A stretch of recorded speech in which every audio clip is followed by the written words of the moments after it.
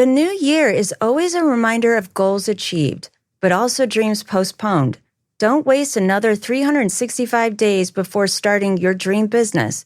Do it now with the help of Shopify.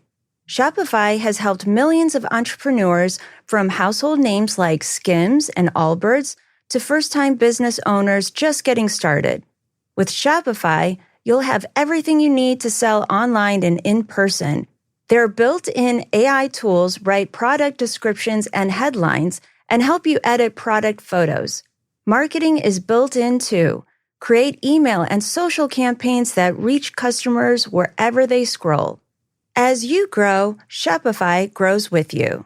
Handle more orders, expand to new markets, and do it all from the same dashboard.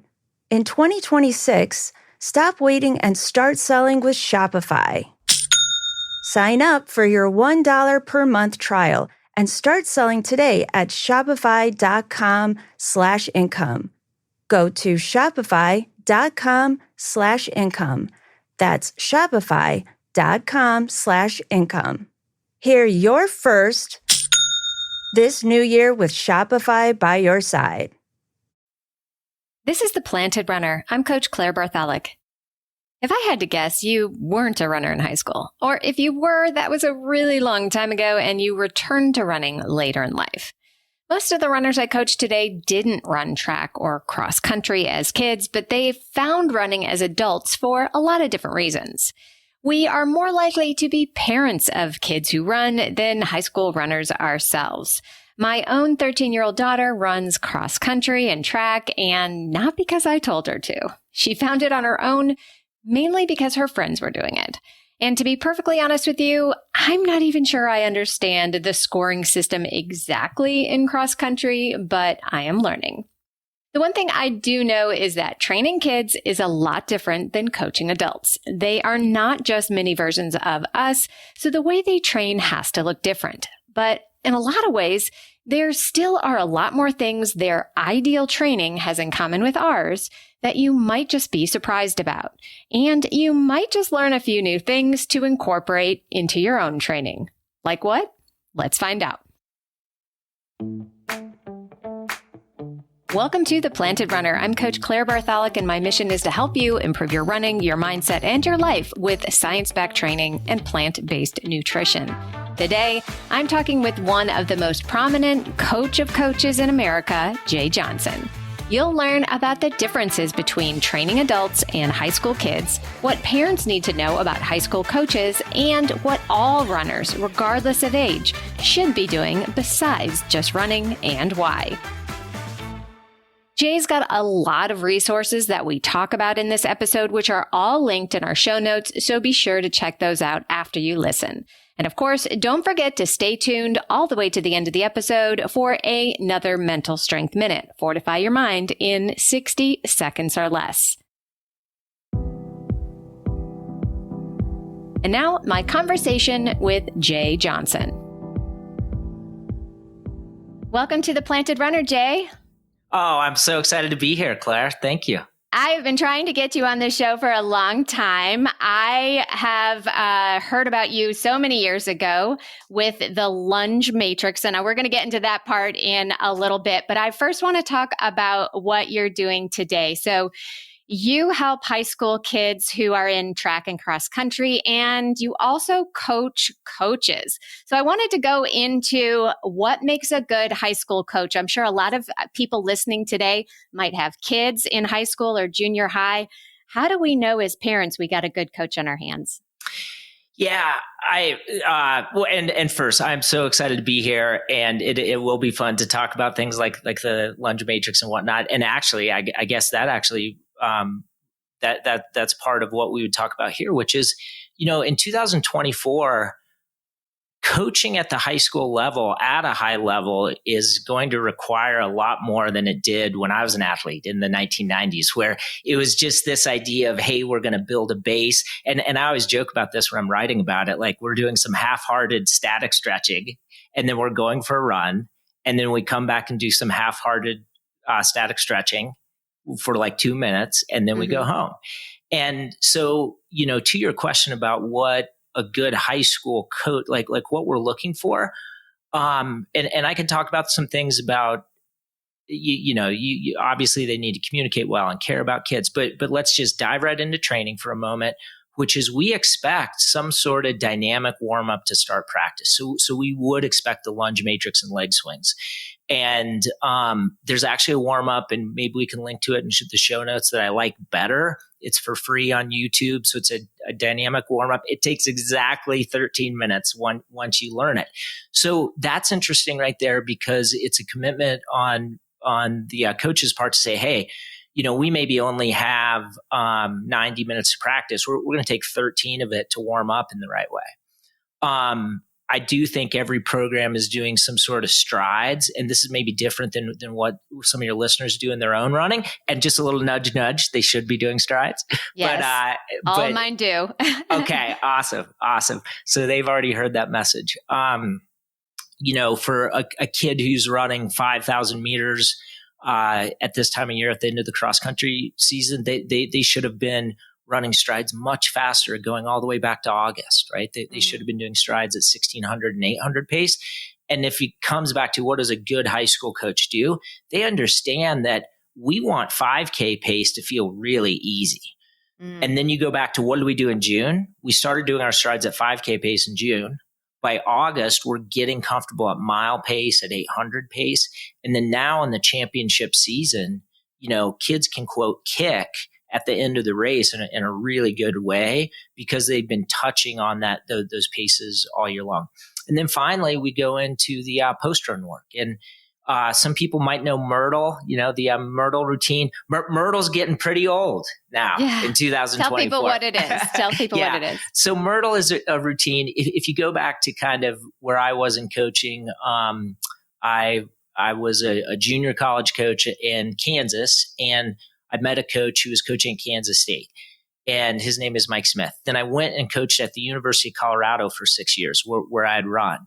And so many people were getting hurt. I got hurt a decent amount in college, not a crazy amount, but enough to know that had I been able to be consistent in my training, I would have raced a lot faster. And I think that story is something we can all we can relate to it, whether we're missing training for a week or we're missing it for months and months. And so the idea is, and this is where this analogy I think will be helpful. It's like, we've got this car, we've got the aerobic engine. We do our long runs, we do our fartlek runs, our threshold runs, but we have to strengthen the chassis. And so the question was, how are we going to strengthen the chassis? And that's where I learned from my friend at Kansas State, Mike Smith. He had all these ways. Now, some of them were in the weight room, and some of them might have been, quote, core strength. But a lot of it that I hadn't seen before were things that were taken from the world of physical therapy, things that are, we're talking about hip mobility. We're talking about hip strength. Mm-hmm. We're talking about some exercises that looked a little funny if you're doing them. Now, Claire, this is where I'm the weirdo. I didn't think they were weird to do them. So I basically took what I thought were some of his best exercises, put them together in a routine. The reason it was called Myrtle is it focused on the hip girdle. So we're looking front of the body, anterior, we're looking at back of the body, posterior, and then we're looking at moving in all three planes of motion. And again, all this works together, right? Lunge, matrix, leg swings, doing all the Myrtle routine. But I have a lot of people saying, hey, I do Myrtle at the end of every run. And that's something that would have been really useful. My daughter's 16, so born in 2008. And right around 2008, I was already moving into, hey, Myrtle isn't enough. It's a 5-minute routine. And if we're really serious about this, we should do more. And so if you were to Google SAM, strength and mobility, so that's where we get the name SAM. And then now there's 5 levels to SAM. And the nice thing is it's just broken into easy days and hard days. And we don't, obviously we're not going to talk about any of the exercises, but what it is, it's just a bigger commitment. Now we're looking at, I'm going to commit 10 minutes on my easy days, and I might commit 15 on my hard days.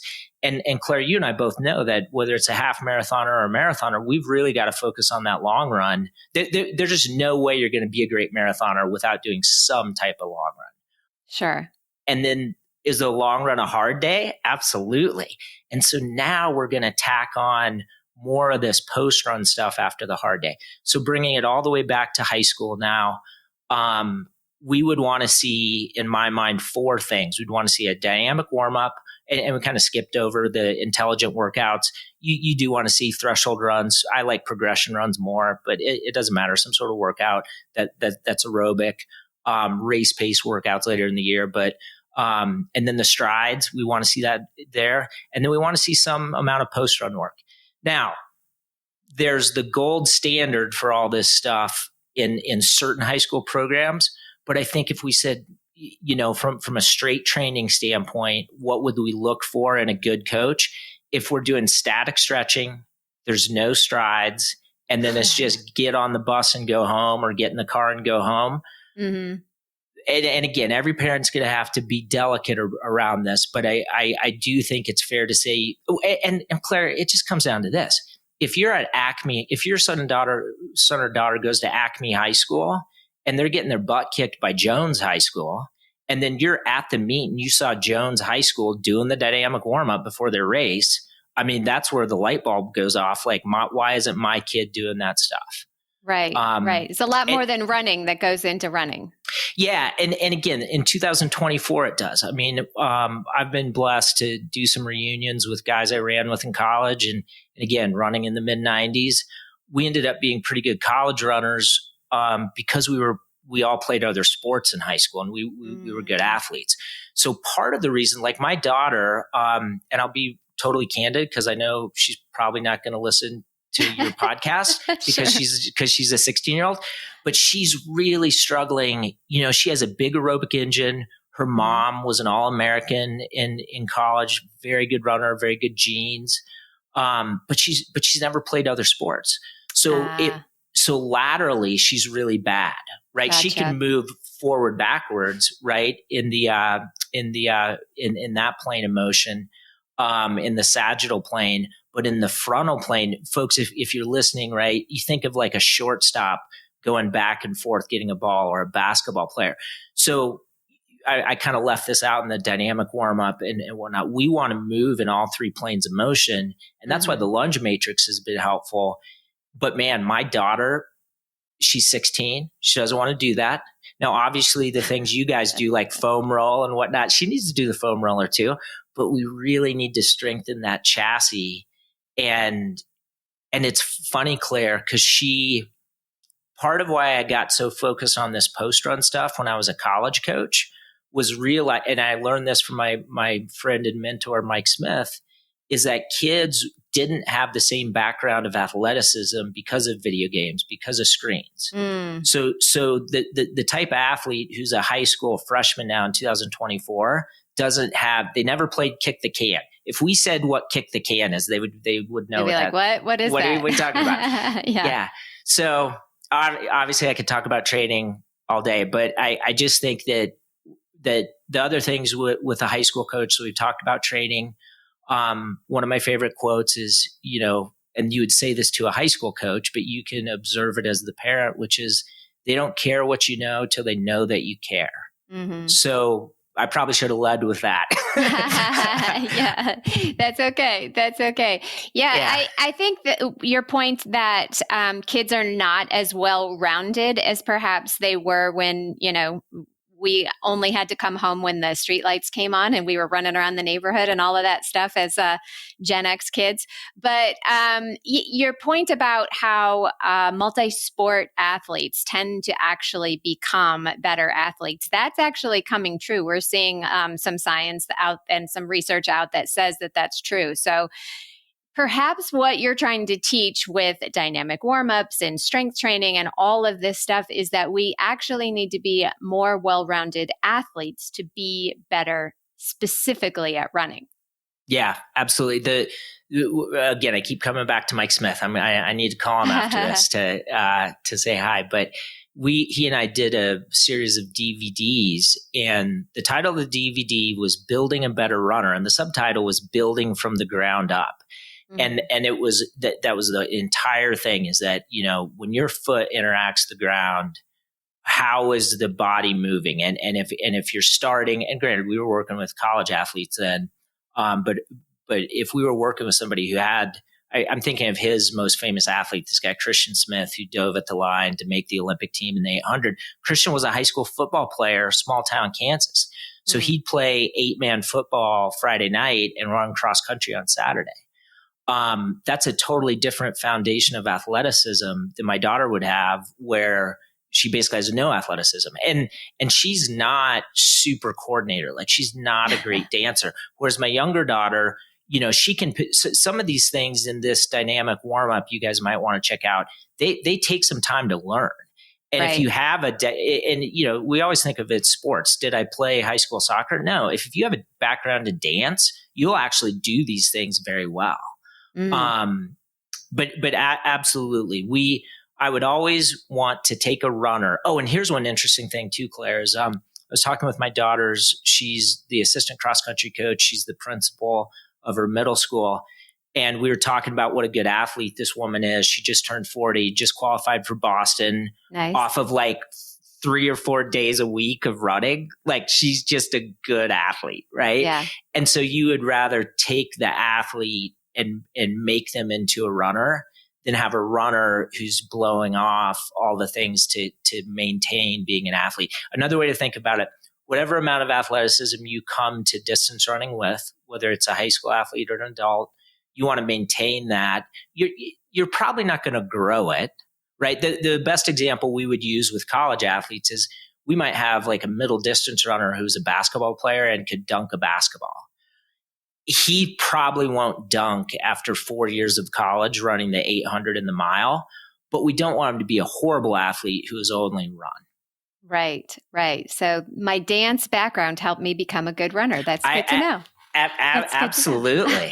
Absolutely. So let's get into the lunge matrix. So I first learned about the lunge matrix as something that you would do as a warm-up before your run. And now it's something that you don't tend to use as a warm-up anymore. So if you could explain exactly what the lunge matrix is for people who've never heard of it before and how you use it now. Yeah. So the lunge matrix, first of all my stuff is almost painfully simple. So there's going to be 5 lunges and it's going to be 10 total reps. So if you think about it, if you just did a front lunge, like you just took a lunge, that's going to be with, let's say, your left foot in front. That's 1. Do your right foot. That's 2. So you just do 10 reps. Technically, it's 5 on each leg. There's 5 different types of lunges. You can Google this. You just look up lunge matrix. It'll be the first thing to come up. And so it's a total of 50 lunges. And Claire, you've maybe seen this with some of your athletes too. I mean, sometimes 50 lunges, if you've never done it, you're better off doing something like 30 or 40, right? Mm-hmm. But it really does help you move in all 3 planes of motion. So there's a rotational lunge. There's some things you're doing that is, when we run forward, backwards, that's called the sagittal plane. And the idea is we want to do a little bit of warm up in the frontal plane and the transverse plane. So we just want to rotate. Now, I really think the leg swings take 90 seconds. Lunge matrix takes essentially 3.5 minutes. I would question any adult. I'm 49. Any adult over 35. I was 35 when I really started doing this stuff seriously. And if you don't have 5 minutes for your run, you're really not being honest about staying injury free as an adult. This is a non-negotiable 5 minutes, right?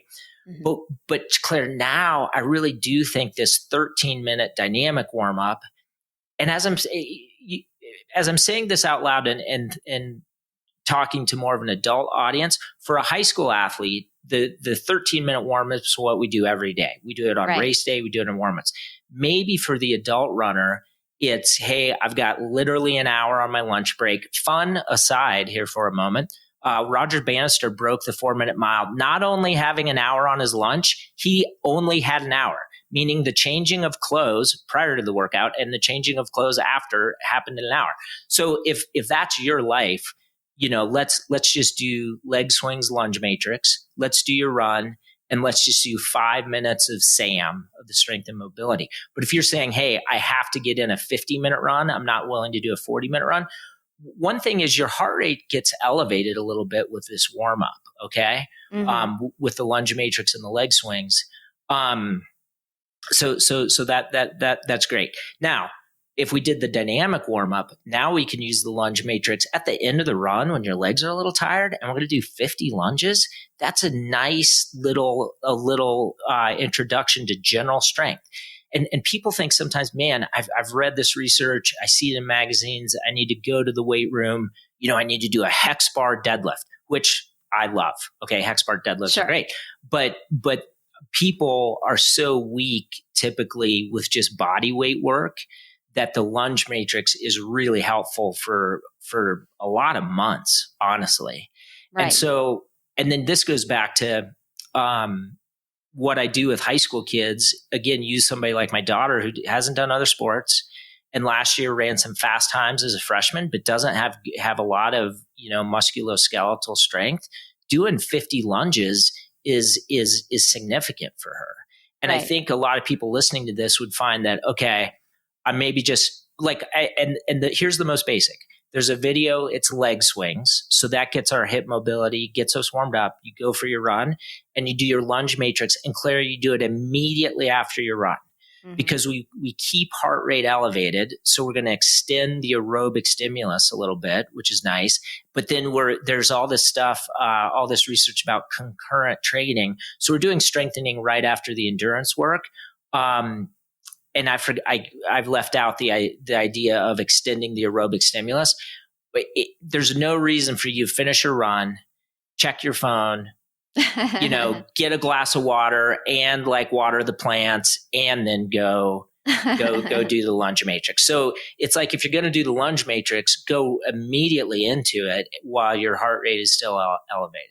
Yeah. And Claire, I don't have the science for that. This idea of, Jay, what peer-reviewed studies talk about extending the aerobic stimulus? But just trust me, it works. And if you're wearing a heart rate monitor, you'll see it. I mean, you'll see it on your Chorus or your Garmin. Like when you go straight into the lunge matrix, wherever you're at, if you're at 128 beats a minute, it's like a zone 2 workout, you're not going to dip to 108. Right. Now, what about strides then?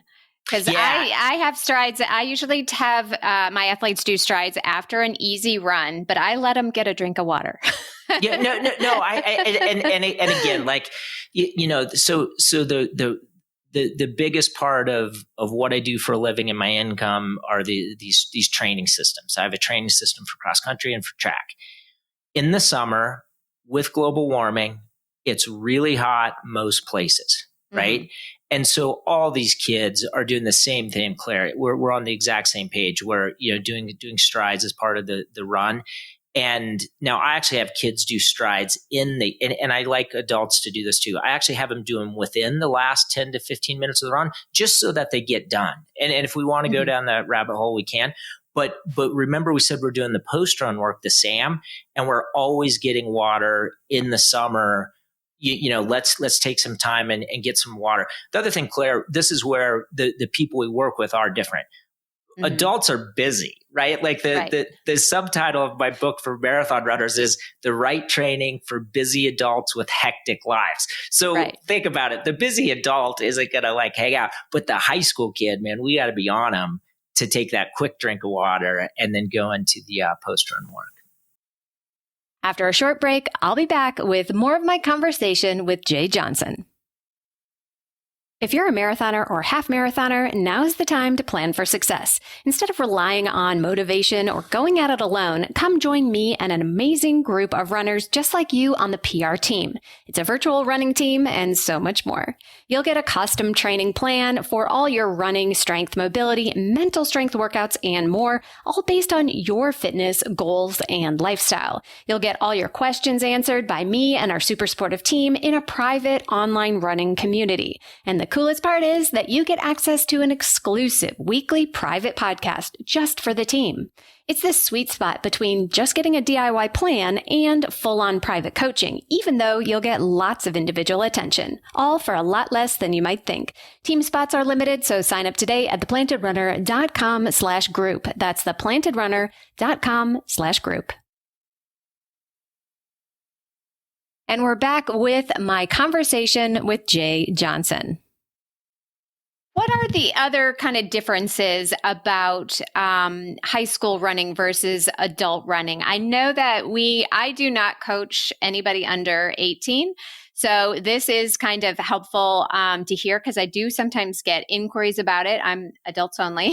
But a lot of parents will come to me asking for my advice for their daughter or their son, which I respectfully decline. But they usually ask, about training, about mileage, about, getting better, improving. Of course, these are the things we all want.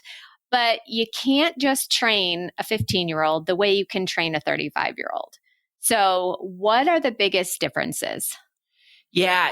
What's so interesting? So I have a 16-year-old daughter, and I have a daughter who's 12, who this recording will come out a little later. She'll be 13 by the time this comes out. So I'll have two teenagers. And obviously, I'm right there with you. I got 13 and 15, so I know. 13 and 15, so we're in the same boat. So, and these are both girls, so let's be mindful of both development. I mean, I have a daughter who's menstruating and a daughter who's not, right? Mm-hmm. So, and let's just talk about high school girls for a moment, because high school boys are easy. Let's start with it. It's really important that my 16-year-old daughter, in the new second edition of my book for high school kids, we're going to talk more about RED-S, right? Good. Relative energy deficiency in sport. Now, I talked about it in the first book, but I have a chapter where we're just talking about anemia and we're just talking about RED-S. So what's important for my daughter is that she's eating enough, right? Mm-hmm. Now, eating is a tricky one, right? Yes. I even found it, without going into too much detail, I even found it tricky as a college athlete. I wasn't as lean running 20 miles. I mean, I'd run 85 miles a week in singles. So we're talking 20 on Sunday, second run of 15, it was a lot. And I still wasn't as lean as teammates who ran 20 miles a week less. So I think talking about nutrition and fueling, what a great word. I think that's helpful for all of us to think about fuel. But for my daughter, I don't want her thinking about fuel. Like sometimes it's just how many calories am I getting? And if it's a burger and fries and a milkshake, I mean, do we want that 7 days a week? Absolutely not. But the amount of calories is really important for where she is, right?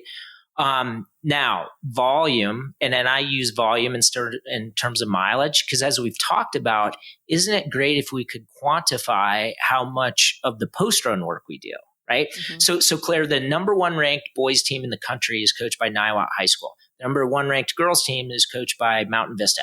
I'm super close with both guys, and yet they're running much less volume than everybody assumes. Yet they're doing a ton of things like sprinting and hill sprints, and they're doing all this post-run work.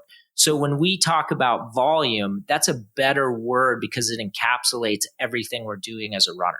Mm-hmm. Now, let's go back to my daughter, right? We established she's got a weak chassis. So we want her mileage to be low, and we want her volume to be higher, okay? With my middle school daughter, we just want it to be fun. And her coach, oh my God, we are so blessed as a family for Coach Doug.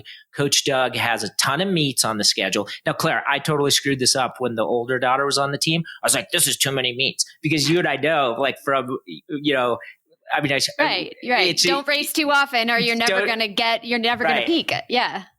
But folks, let's think about it. For my daughter, who was 12 this entire cross country season, what's more fun, going and running a race or doing, let's do 4x800.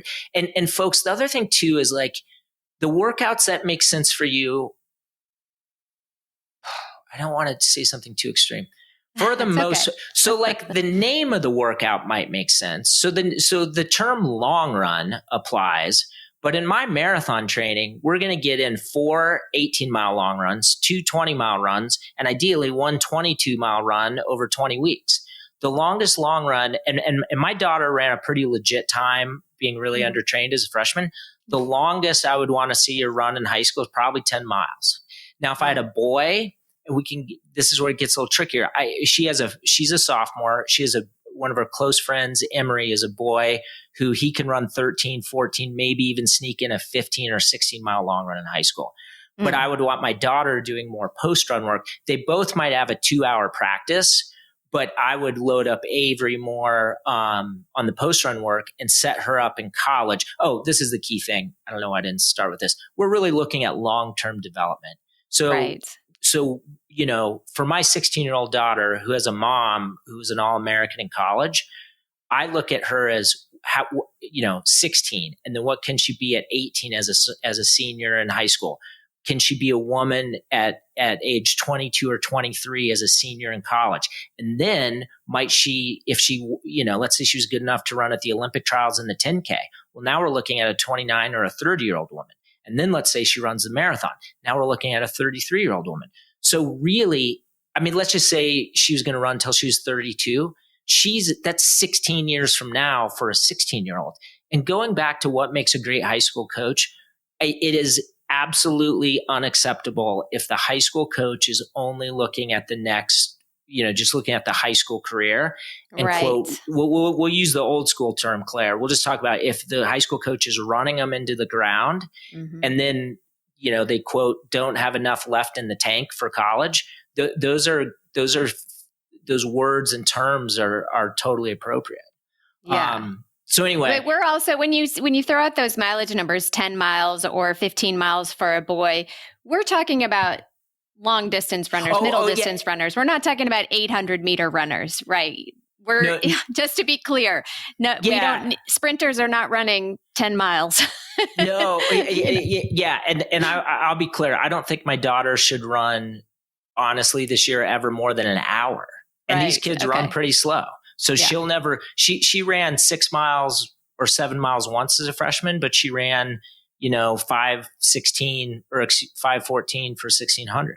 So, but most kids run more. I think in my training systems for a kid who's going to run the 800 and the 1,600, they might never do a run that's longer than 35 minutes. Okay. And because they're running slower than 7-minute pace, they won't even run 5 miles. Right. So there's, I gave the upper limits of a senior in high school. And your question too is like, how do we, my middle school daughter, let's say she was going to build up to a 10-mile run her senior year. As a freshman in high school, she might not run longer than 5 miles for her long run. And then most days she might run 3 miles, which is the distance that she'll race at. That's one of the crazy things that when people first see my training, they're like, oh my gosh, if we're going to get ready for 5K, we've got to do 5 miles of, if the race is 3 miles long, every workout day's got to be 5 miles. But folks, if you do the 13-minute dynamic warm-up and on the back end, you do 10 to 15 minutes of post-run work, then in the middle is that 25-minute run with strides in the last 10 minutes. The entire aerobic stimulus now, it's 13 plus 25. So now we're at 38. Let's say it's 12 minutes to make the math easy. We've got a 50-minute aerobic stimulus. So now if the kid was running 8-minute pace, well, let's say 8:30 pace, it's the same aerobic stimulus as a 5-mile run. And one thing I kind of left out is this dynamic warm up is your heart rate is elevated right away.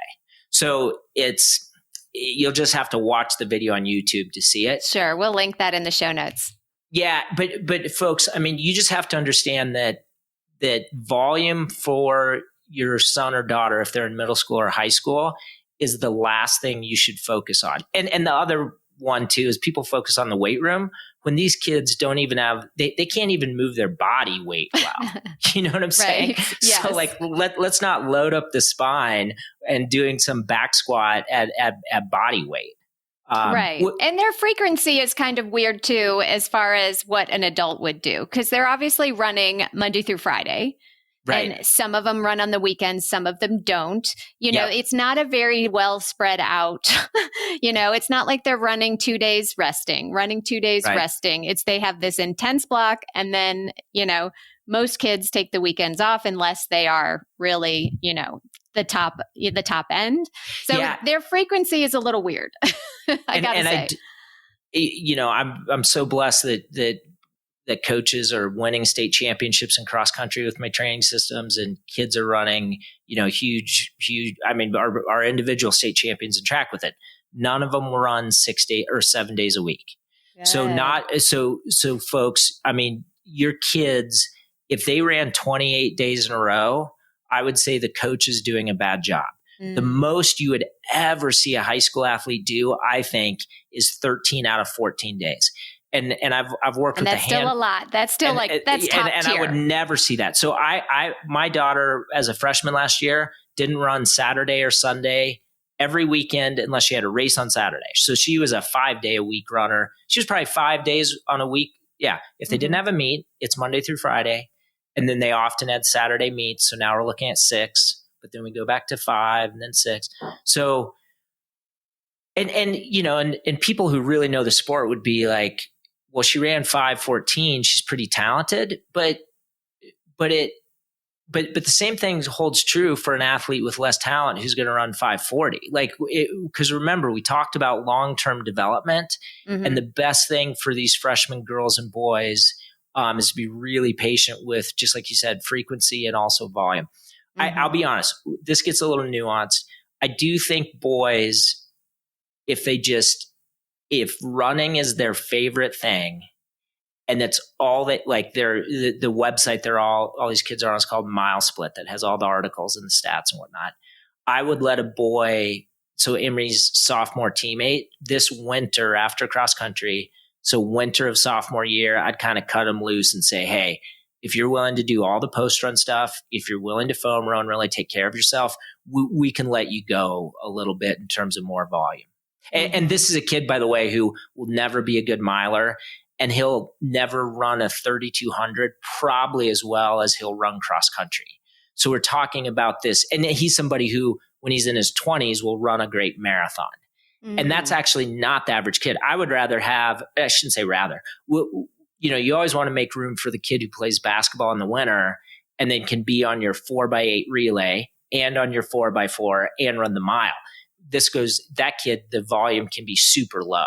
Yeah. You know? Yeah. That was actually my next question is, what should the kids be doing in the winter? Because a cross country season, we're in November now, cross country season is ending. And then we have a ways to go before outdoor track. Some places have indoor track, you know, so it's shorter, but what should they be doing in the off season? Obviously, first choice, do another sport. But if there's no other sport, what should they be doing?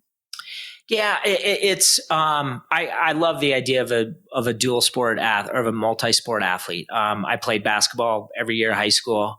I'll push back a tiny bit on how competitive the state is. So like in our state of Colorado, there's the girls running is so good in our state that there will be literally 0 girls at the state meet in any event from 800 on up who played another sport this winter. I'm not judging that, saying it's good or bad. It's just they're there's just no way into it. Yeah, I mean, girls are really like, we have this. It's us in California in terms of how good it is. Flip side is, I'm friends with a woman in Ohio. She's won 17 cross country state championships. She's the winningest coach in any sport in the state of Ohio. I have goosebumps telling you this. And Jessie, every one of her girls is going to do a winter sport, every single one. And they'll either swim or play basketball.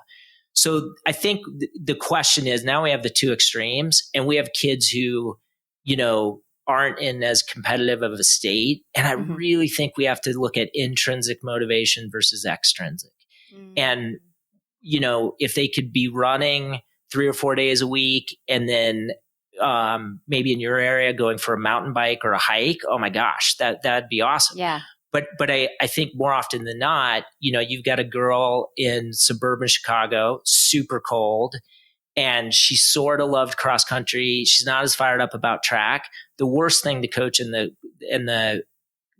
parents can do is say, you know, you have to train 6 days a week, just like you did in cross country. I mean, and this has been hard for me as a parent too. Like, my daughter isn't as committed.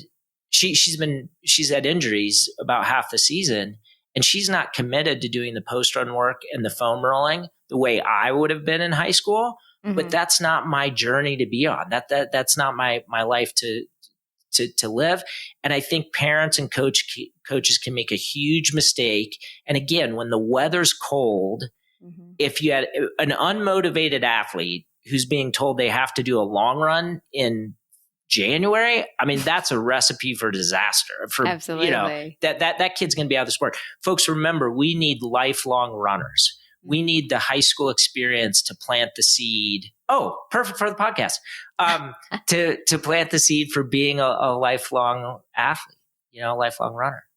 Absolutely. Absolutely. Because, most of the people that I work with as adult runners didn't do this in high school. They weren't athletes in high school. They found it later for very different reasons than you would if you had been doing it the whole time. A lot of people I know that did it in high school don't do it anymore, Right. for a lot of reasons. So, yeah, I mean, it's something that I don't know. I suppose that's something that all parents have to do with whatever we're talking about, piano lessons, gymnastics, track, whatever it is. If they want to do it, it's their journey, not ours, right?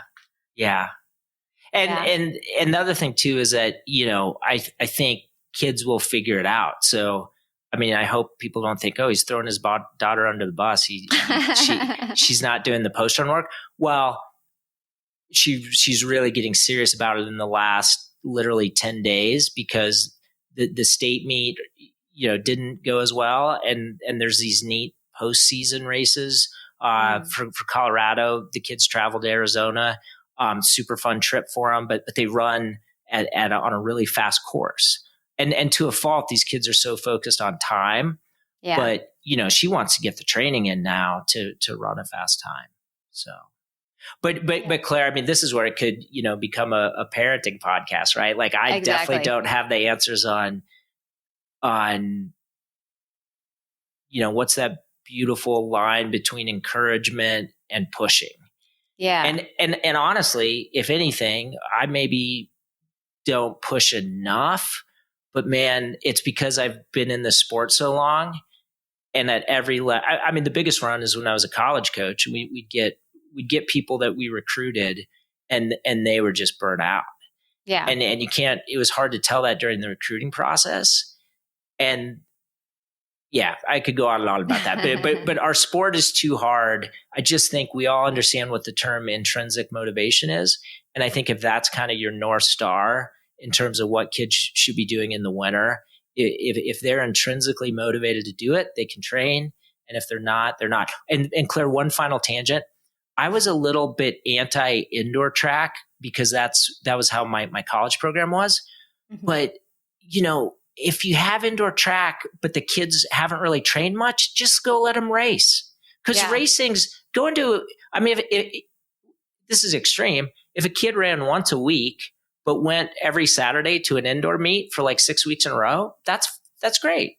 I mean, they're going to have a lot more fun doing that. Yeah. I mean, my daughter is in junior high and they have a meet every Thursday. Every Thursday. Oh, wow. Yep. The end of the season now, and with the hurricane, we lost a lot, but, conferences this week. So it's pretty exciting. Yeah, that is exciting. Yeah. So I would love to kind of wrap it up with some of your favorite success stories. It could be about high school kids or coaches that you've inspired, but anything that you feel like, you've really made a difference with your coaching or training. Yeah. There's a woman in Iowa, Sarah, and she coaches boys, which first of all, I just love, right? Like we need more women in coaching. There's not it's 50-50 in terms of how many girls compete in high school cross country and how many boys. Like it's within 10,000. It's a half. It's 250,000 each. The number of women who coach high school is extremely low. The number of women in my training system, percentage wise, is really high. They're the best students, and it's this beautiful and a lot of them weren't runners as much, and so they're willing to just in the same way as when I was coaching adult runners, they just wanted to be given a plan and then they'd follow it. I have a lot of success stories with female coaches because they follow the plan, but then they ask a ton of questions. And I wouldn't say the training is complicated, but there are some complexities and there's a lot of layers to it. So there's a coach in Iowa, Sarah. she asked so many questions, and it was great because the first year that I developed the system, it helped me really refine it. But man, her boys team is really good. She had a boy get 5th in the state in Iowa, boys cross country, for as small as the population density is in that state. It's one of the top 10 states probably in the country. This kid's a national caliber runner, and that success story is awesome. I think on the other end, there's a male coach in Ohio who won the biggest classification. This guy had coached for probably 10 or 15 years, and he just went all in. So he sends me the email saying, we just won largest classification, and they beat a team who had won. Mason had won for probably 4 or 5 years in a row. And he's like, Jay, we just did what's in the track training system or cross country training system. I was like, come on, Scott, you had to change something. He's like, no. He's like, we did it exactly to the letter. And that was cool because it works really well at small schools. But sometimes I wonder, is that because the competition isn't as good? But that was really cool to see Scott and his boys, be able to use this approach to training. And as I think about it too, it's harder to get a boy to buy into, if we're nitpicky for a moment, the volume on the easy days is really low in terms of what they're going to put on their Strava. So like all the kids in the training system, their Strava looks like they're not running enough. But again, we talked about extending the aerobic stimulus. They're doing so much post-run work and they do that warm-up that they might have a aerobic stimulus that's 80 minutes long, but they only ran for 50 minutes and they're running 7:30 pace. So, maybe they ran 7 miles. But those would be 2 examples.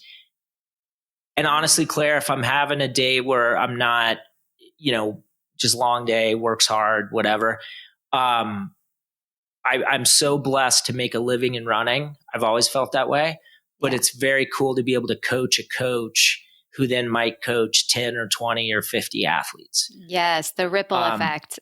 Absolutely. Yes. So I'm really blessed that way. All right. Well, I think that is a perfect place to wind things down. Before I let you go, Jay, tell everyone where they can connect with you. Yeah, it's just Coach Jay Johnson, CoachJayJohnson.com, and it's all focused on high school athletes. And there's some useful articles for middle school athletes. And and I will plug I have a book for high school athletes called Consistency is Key. But all that'll be, so you've got it. I do. You've got the book. Thank you. The second edition is coming out in the next 2 weeks. So that's exciting. Fantastic. Jay, it's been a pleasure to finally get you on the show. Delighted to talk to you as always. So thanks so much. Thank you.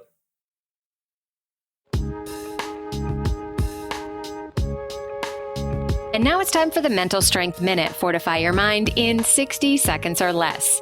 Today's topic is get an A+ for being a B student. Many runners are attracted to the sport because we love achievement. We work hard and we get results. So naturally, we assume that if we work harder, run faster, run more often, that we'll get even better results. That can work for a while, but sooner than you think, the A+ mentality will backfire. Instead, aim to be a B student. Show up, do the work, but don't strive for excellence day in and day out. This will help prevent you from overreaching and overtraining. But on race day, that is when you bring out your A game.